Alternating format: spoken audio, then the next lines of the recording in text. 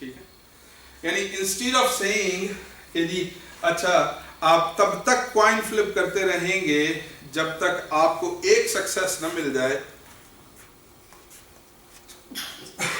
you will keep on doing the Bernoulli trials until आपको for example k successes या r successes न मिल जाए, या 10 सक्सेसेस न मिल जाए, या 10 बार जो है हेड न मिल जाए, ठीक है। सो ज्योमेट्रिक में क्या था कि आप तब तक बर्नौली ट्रायल्स करते रहेंगे जब तक, इंडिपेंडेंट बर्नौली ट्रायल्स करते रहेंगे जब तक आपको एक सक्सेस न मिल जाए, और अब आप बात कर रहे हैं कि जी आप तब तक करते रहेंगे ट्रायल्स के जब तक आपको से 10 सक्सेसेस न मिल जाए, 10 बार हेड न मिल जाए, ठीक है। So this situation or this kind of random variable is called a negative binomial random variable actually. This is called a negative binomial random variable. And this is opposite of what we call binomial. Binomial में क्या था कि आपके पास number of trials fix थे मगर successes can very actually, यानी ऐसा हो सकता है कि 10 बार कॉइन ट्रायल किया और आपको 3 बार सक्सेस मिली, या 5 बार मिली, या 8 बार मिली, so on and so forth. अब ऑपोजिट है, यानी आपने सक्सेसेस को फिक्स कर दिया, यानी आप इंटरेस्टेड इसमें नहीं है, यानी आप इंटरेस्टेड हैं कि हम मुझे 10 बार कॉइन फ्लिप चाहिए, यानी 10 बार हेड चाहिए, ठीक है। तो आप यानी जो नंबर ऑफ सक्सेसेस हैं वो फिक्स्ड हैं मगर जो जितनी बार ट्रायल करने हैं वो फिक्स नहीं है। So it's really the opposite of binomial actually in some sense. So therefore you call it a negative binomial, कि बायनॉमियल में नंबर ऑफ ट्रायल्स फिक्स होते हैं, सक्सेसेस फिक्स नहीं होती, जबकि यहाँ नेगेटिव बायनॉमियल में सक्सेसेस फिक्स हैं, नंबर ऑफ सक्सेसेस फिक्स हैं मगर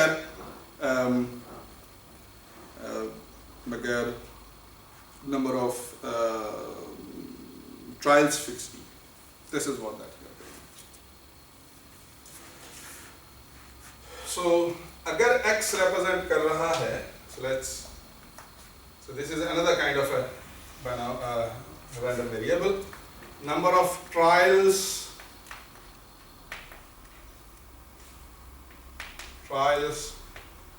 needed to get R successes, ठीक है, मुझे R successes चाहिए, R successes,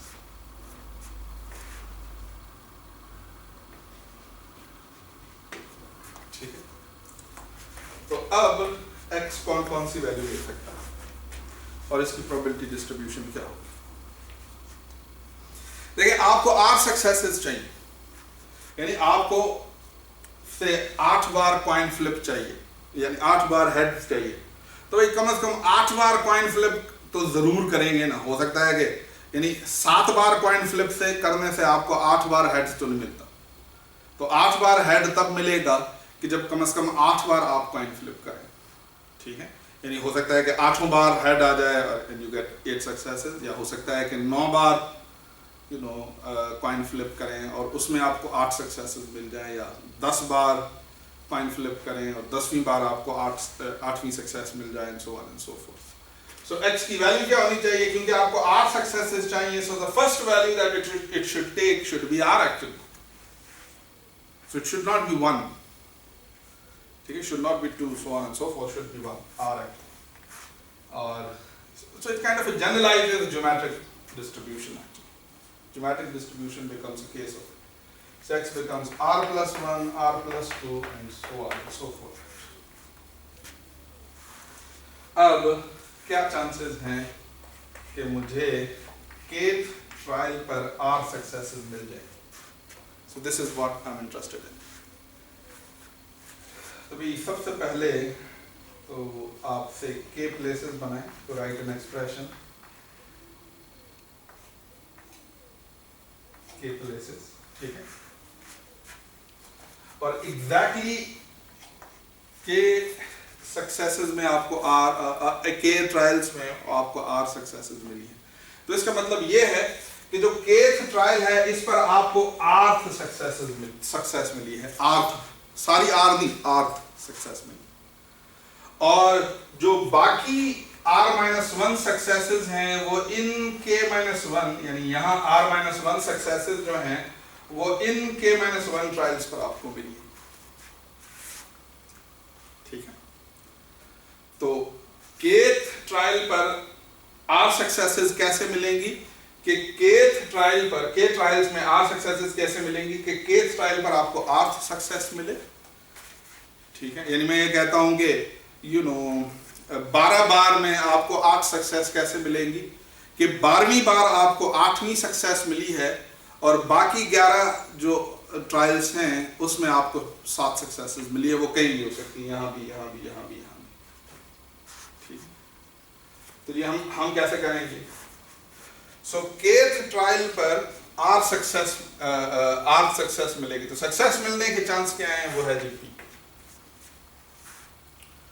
और बाकी क्या बचता है कि जी K-1 ट्रायल्स पर आपको R-1 सक्सेसेस मिले, तो वो कैसे मिलेगा? So we can use what you call the so called binomial distribution, because binomial distribution क्या होता है कि आपके पास एक फिक्स नंबर ऑफ ट्रायल्स होते हैं और आप उसमें एक फिक्स नंबर ऑफ या सम नंबर ऑफ सक्सेसेस में इंटरेस्टेड होते हैं। तो मेरे पास K-1 ट्रायल है और R-1 सक्सेसेस चाहिए, तो आप कहेंगे जी K-1 प्लेसेस में से R-1 ऐसी प्लेसेस होंगी कि जहां पर आपको सक्सेसेस मिलेंगी, और R-1 सक्सेसेस का मतलब है कि आपके पास P की पावर R-1 हो, ठीक है, क्योंकि हर इंडिपेंडेंट ट्रायल की प्रोबेबिलिटी, सक्सेस की प्रोबेबिलिटी P है, तो K-1 R-1 सक्सेसेस की प्रोबेबिलिटी R-1 हो जाएगी, P पावर R-1, और बाकी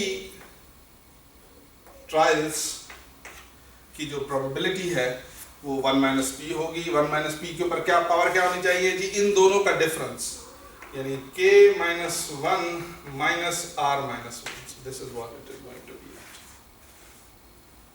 So if you simplify this expression, ठीक है, so if you simplify this expression, you're gonna get what? You're gonna get K-1 choose R-1, ये P की power 1 और P की power R is going, R-1 is going to be P power R times 1 - P के ऊपर power -1 + 1, so this will be cancelled and you're going to get K minus R. So this is what is going to be the probability distribution of having the R successes in K trials actually. So this is what is going to be the PDF of it actually. So you can verify it. ठीक है कि ये वाकई indeed PDF है. Verify करें. किताब में भी given है indeed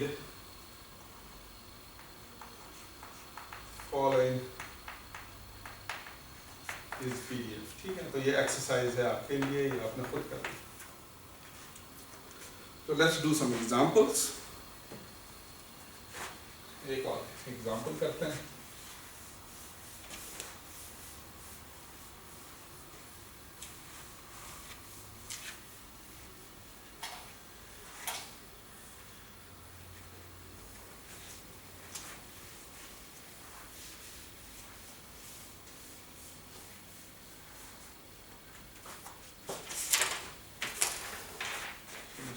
Examples.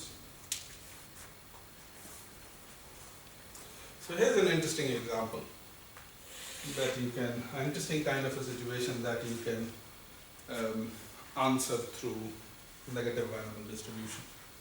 So here's an example.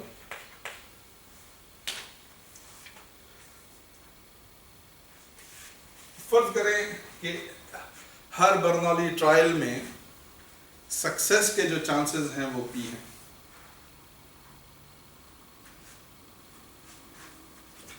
हमें मालूम ये करना है कि what is probability, ये एग्जाम्पल है 8D, ठीक है. So what is probability what is probability of getting R successes before M failures? So this is very interesting actually. Before M failures.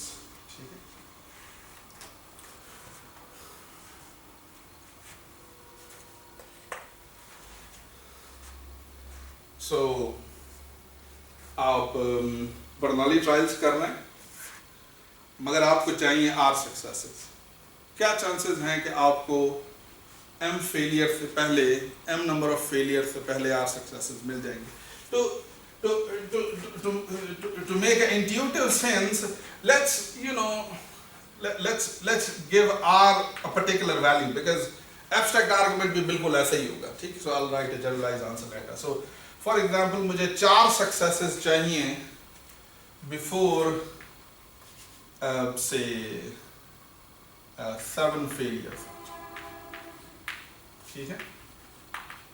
7 failures, मुझे 4 successes चाहिए 7 failures, और ये before important है, ठीक है? 7 failures नहीं होने चाहिए before।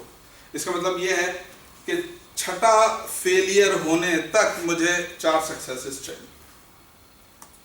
तो अब ये देखिए कि चले फॉर एग्जांपल मैं ये कहता हूँ कि ये आपके पास है 1 2 3 4 5 6 और 7, ठीक है? फर्ज करें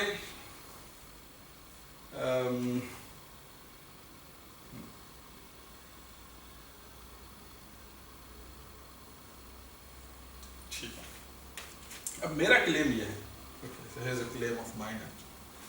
चलो, मेरा क्लेम ये है कि 4 सक्सेसेस अगर आपको चाहिए बिफोर 7 फेलियर्स, तो आपको 4 सक्सेसेस हासिल करनी पड़ेंगी बिफोर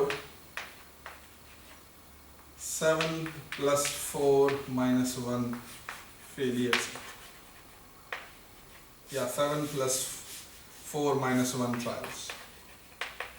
इतने ट्रायल्स से पहले आपको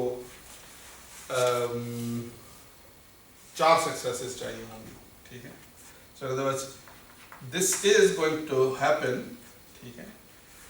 4 सक्सेसेस मिलेंगी अगर आपको चाहिए 4 सक्सेसेस बिफोर 7 फेलियर्स। ये तब होगा इफ एंड ओनली इफ कि अगर आपको 4 सक्सेसेस मिल जाएं बिफोर 7 + 4 - 1 ट्रायल्स एक्चुअली, ठीक है? ट्रायल्स, अब ये ट्रायल सक्सेस भी हो सकते हैं और फेलियर भी हो सकते हैं। अब ये 7 + 4 - 1 ये क्यों? 7 + 4 - 1 अगर मैं करूं तो ये 10 होगा। सो 1 2 3 so on and so forth। so 1 2 3 4 5 6 7 8 9 और 10, ठीक है? ठीक है जी।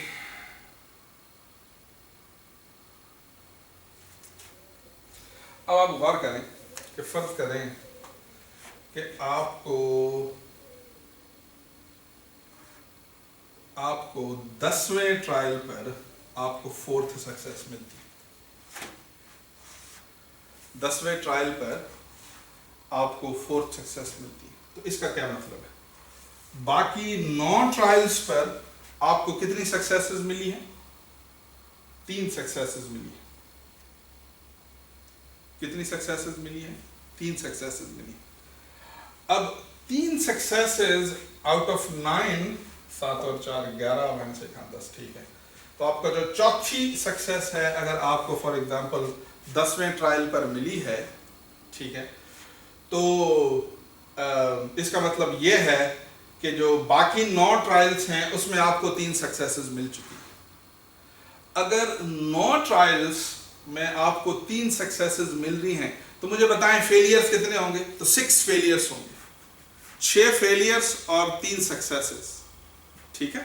6 फेलियर्स और 3 सक्सेसेस, और वी आर सेफ बिकॉज हमें बिफोर 7 फेलियर्स हमें 4 सक्सेसेस चाहिए। अगर फॉर एग्जांपल मैं ये कहता हूं कि जी 11वें ट्रायल पर आपको 4th सक्सेस मिल गई, फर्ज कर लें कि 11वें ट्रायल पर आपको 4th सक्सेस मिल गई, तो इसका मतलब ये है कि जो बाकी 10 ट्रायल्स हैं, ठीक है, इन पर आपको 3 सक्सेसेस मिली, और अगर बाकी 10 ट्रायल्स पर आपको 3 सक्सेसेस मिली हैं तो मुझे बताएं इन 10 में से कितनों पर आपको फेलियर मिला है। तो आप कहेंगे 7 फेलियर और 3 सक्सेसेस मिली हैं, तो ये बिफोर 7 फेलियर तो ना हुआ ना, यानी आप 7 फेलियर तक तो पहुंच गए, ठीक है, 7 फेलियर तक तो 7 या 7 से ज्यादा फेलियर, 7 फेलियर तो आपके हो गए। तो जबकि जो प्रॉब्लम है वो क्या है कि जी हमें बिफोर एम यानी बिफोर 7 ट्रायल्स हमें चाहिए 4 सक्सेसेस, ठीक है। तो बिफोर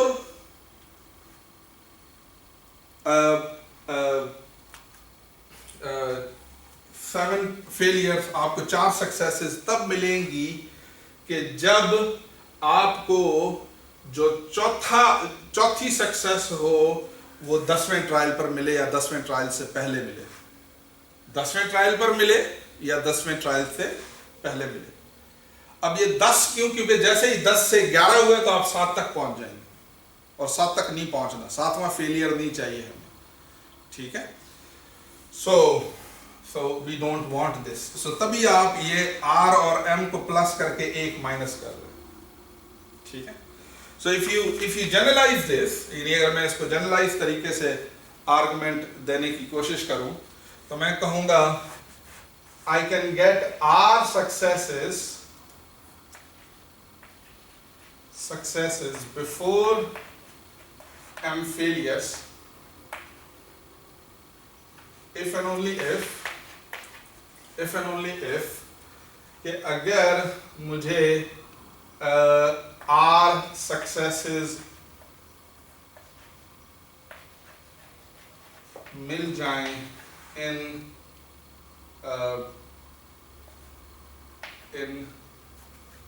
R plus या up to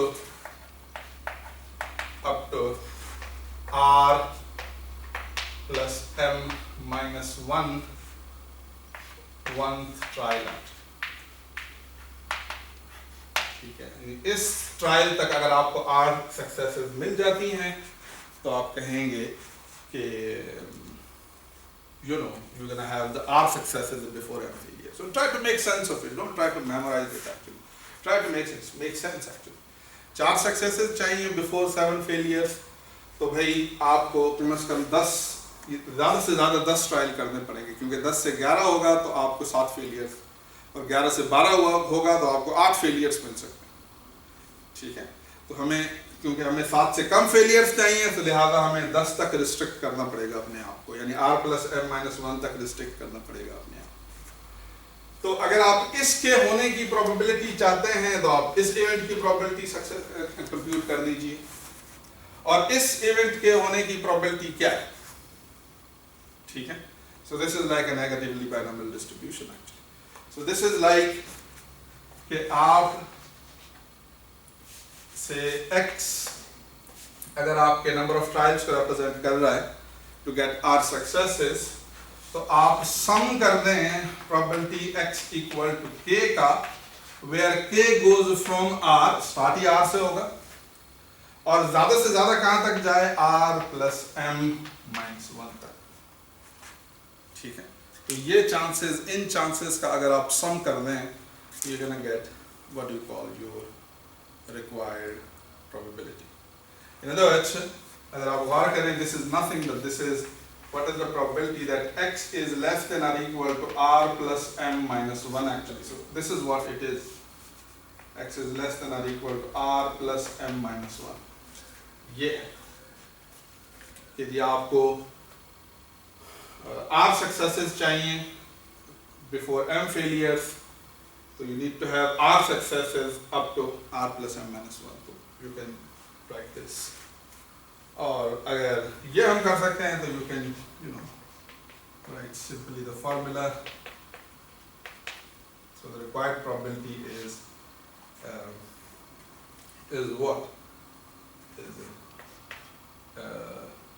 k minus 1 r minus 1, ठीक है, टाइम्स p पावर r और 1 माइनस p के ऊपर power k minus r. This is what is the probability of having it. So that's an interesting kind of a situation.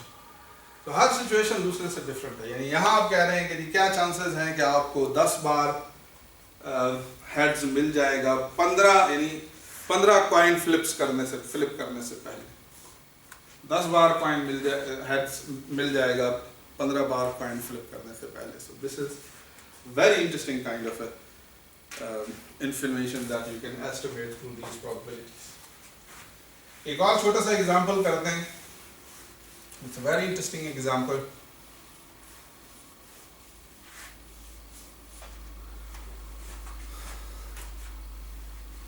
Called the Banach matchbox problem actually.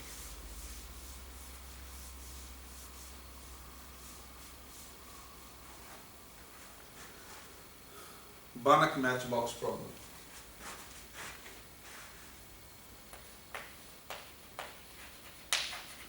Banach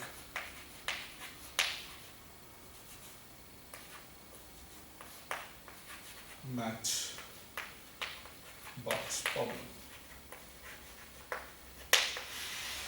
ठीक है जी. So this problem is associated with what do we call Stefan Banach, a very famous mathematician. यदि फर्ज कर दें ये uncle Stephen बानक है. So this guy is Uncle Stefan Banach. ठीक है. और ये जो स्टीफन बानक हैं, let's assume from now, ठीक है, that I am a person, I am a mathematician, say Stefan Banach or whatever, not Stefan Banach obviously, he was a big mathematician, but imagine मैं Stephen बानक हूँ, ठीक है, और मेरी आदत ये है कि मेरी दोनों जेबों में वास्कोट की या पेंट की जो भी मैच बॉक्स मौजूद होते हैं. यानी एक माचिस की डिबिया यहाँ होती है और एक माचिस की डिबिया यहाँ होती है.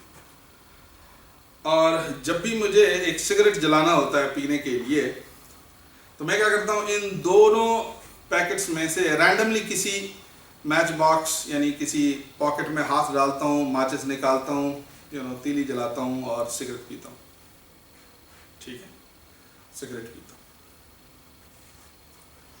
अब सवाल ये है, जिस प्रॉब्लम की तरफ हम जाना चाहते हैं, कि जी फर्ज कर लें दोनों मैच बॉक्स नए हैं और दोनों मैच बॉक्स में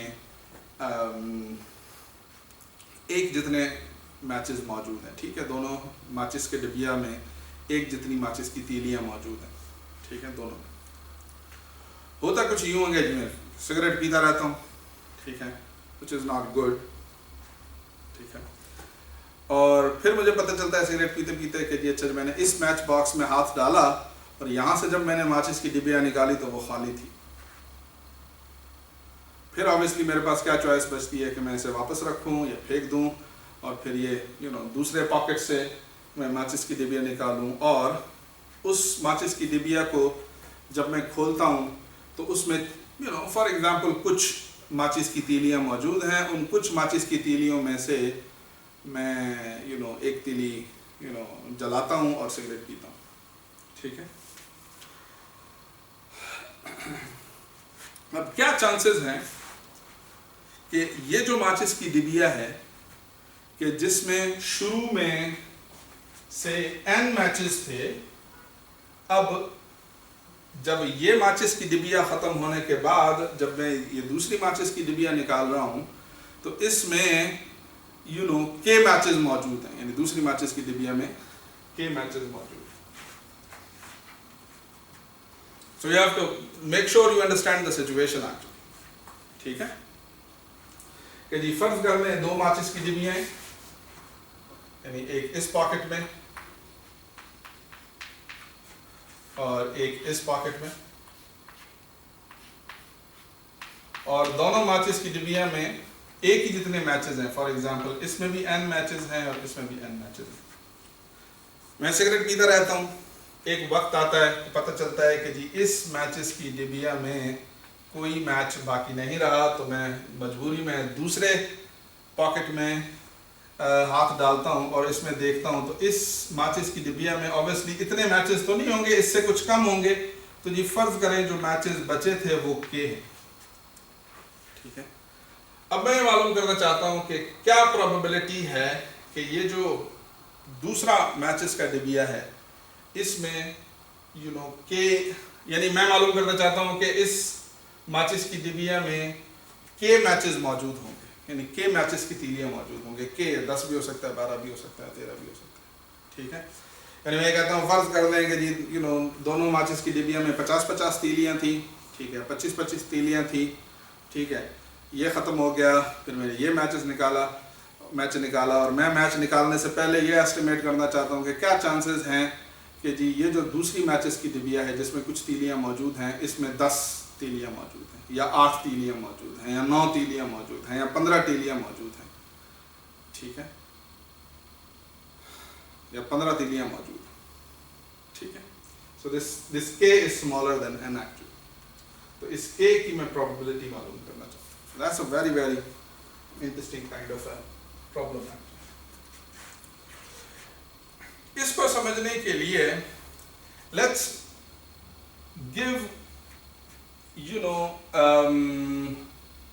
दिस, चले इसको मैं कह देता हूं कि ये लेफ्ट हैंड साइड है पॉकेट और ये राइट हैंड साइड है पॉकेट मैच, ठीक है। और फर्ज कर लें कि इसमें पहले जो है वो 25-25 तीलियां मौजूद थी, 25-25 तीलियां मौजूद, ठीक है। और फिर मैं रैंडमली हाथ डालता हूँ, ठीक है, सिगरेट पीने के लिए बगैर सोचे, और तीली निकालता हूँ और सिगरेट जलाता हूँ, और फिर पता चलता है कुछ सिगरेट पीने के बाद कि जी ये जो मैच बॉक्स है इसमें कोई भी तीली नहीं बची, और ये जो मैच बॉक्स है इसमें 10 तीलियां बची हैं बाकी। तो क्या आप अपनी अक्लमंदी का इजहार करते हुए ये मालूम कर सकते हैं कि इस वक्त तक मैं कितने सिगरेट पी चुका हूं, मैं कितने सिगरेट पी चुका हूं?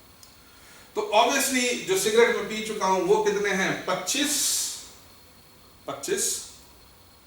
ठीक है, या कितनी तीलियां इस्तेमाल कर चुका हूं वो है 25। सिगरेट कितनी पी चुका हूं, 25 प्लस, क्योंकि यहां 10 बची हैं तो इसका मतलब है कि 15 यहां से भी पी चुका हूं, यानी 15 तीलियां यहां से भी इस्तेमाल कर सका हूं। सो 25 प्लस 25 माइनस 10 यानी 15, सो 25 प्लस 15 यानी करीबन मैं 40 सिगरेट जो है वो पी चुका हूं। So this is what that you can get actually, ठीक है। Is it making sense? ये समझ आ रही है बात? तो मैं मालूम करना चाहता हूं कि क्या चांसेस हैं कि जी so let me write it more precisely, a bit more precisely, and I would say that कि जी फर्ज कर लें दोनों में पहले बराबर थी, सिगरेट पीता रहा, हाथ डाला, पता चला कि जी लेफ्ट हैंड साइड का जो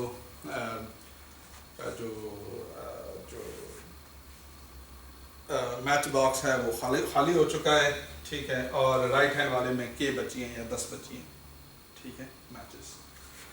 तो मैं ये कहूँगा कि अपना 41वां सिगरेट पीने के लिए, ठीक है, क्योंकि 40 सिगरेट तो मैं पी चुका हूं, ठीक है, तो 41वां सिगरेट पीने के लिए 41th जो सिगरेट होगा वो पीने के लिए, या 41th मैच या तीली सिलेक्ट करने के लिए कितने ट्रायल्स में कर चुका हूं, ठीक है। सो 41th, so let me write it. So 41th choice of, say, right hand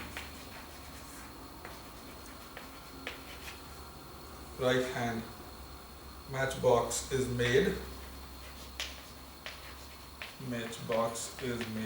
ठीक है,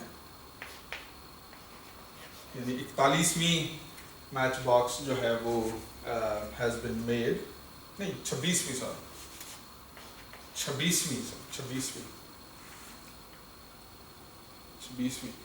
26वां सिगरेट में तब पीऊंगा, 25 प्लस, यस 26वां सिगरेट में तब पीऊंगा, ठीक है, if and only if has been made on which number trial, on which trial, कौन से ट्रायल पर वो होगा, यहाँ ट्रायल